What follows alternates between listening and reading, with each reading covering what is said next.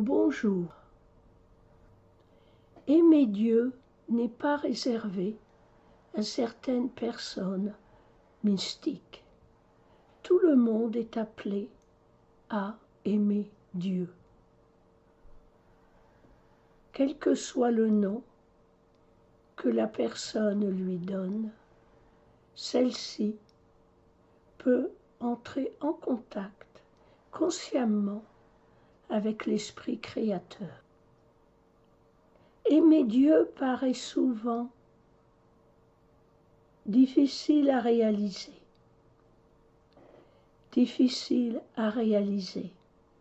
Et pourtant, Dieu, il est là partout autour de nous. Il est notre source de vie. Il me semble logique d'apprendre à le connaître et à aimer cet esprit créateur. Les personnes réagissent différemment quand je leur pose la question « Aimez-vous Dieu ?» Comment vous connectez-vous consciemment à lui? Comment ouvrez-vous votre conscience à la présence? Les réponses peuvent varier. Parfois on me dit « je prie ». Prier, c'est bien. Mais réciter des paroles, machinalement, n'avance pas à grand-chose dans la compréhension de qui est Dieu et de l'amour pour lui. De même, d'autres personnes me disent « Ah, je suis dans la gratitude, je remercie de tout ce que j'ai. » Là encore, c'est très bien la gratitude, mais cela n'est pas aimer Dieu. Apprécier ce qu'il donne, ce n'est pas l'aimer.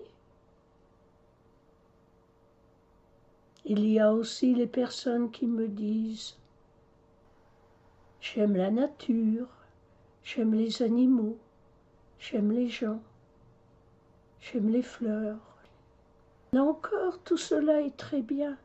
Le contact avec la nature est ressourçant. Il est bon d'aimer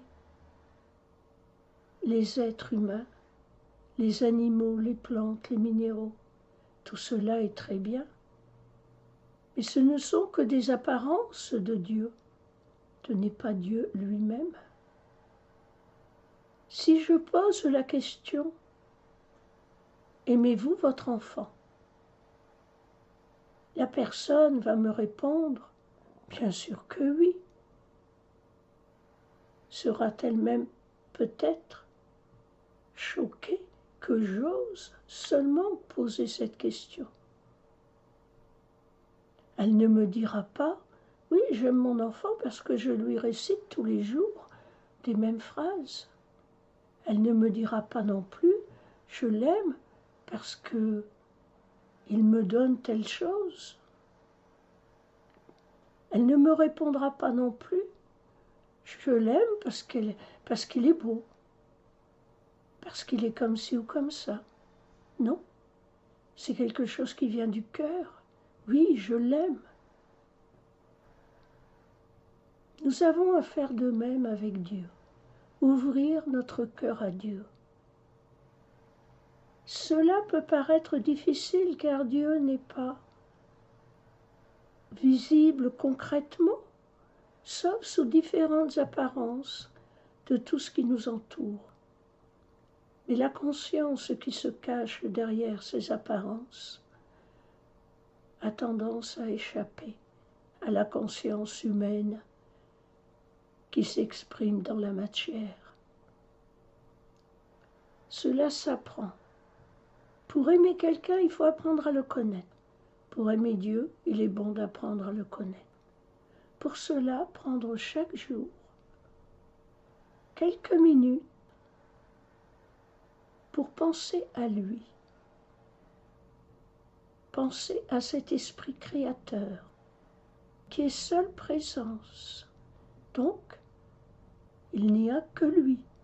Tout ce que nous voyons, tout ce que nous percevons, ce sont des apparences de Dieu. Pensez à ses attributs. Il est amour, il est paix, il est harmonie, il est joie, il est bonheur, il est plénitude, il est perfection. En faisant cela chaque jour, quelques minutes, de préférence à heure fixe, au fil du temps vous vous rendrez compte que votre état de conscience change. Votre perception de la vie se modifiera aussi.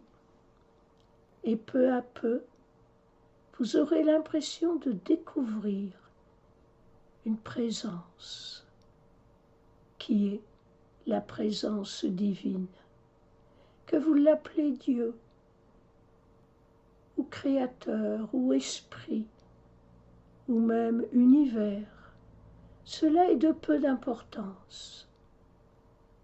Aucun mot de la matière ne peut définir Dieu.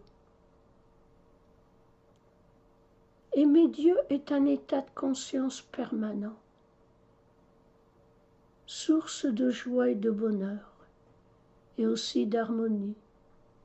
Plus que l'on pratique la conscience de la présence divine, plus que l'on arrive à rester serein, à traverser les vents et les tempêtes, en restant maître de notre univers mental, ou plus exactement en laissant cette conscience apaiser notre univers mental. L'être humain peut peu de choses, mais l'esprit créateur peut tout.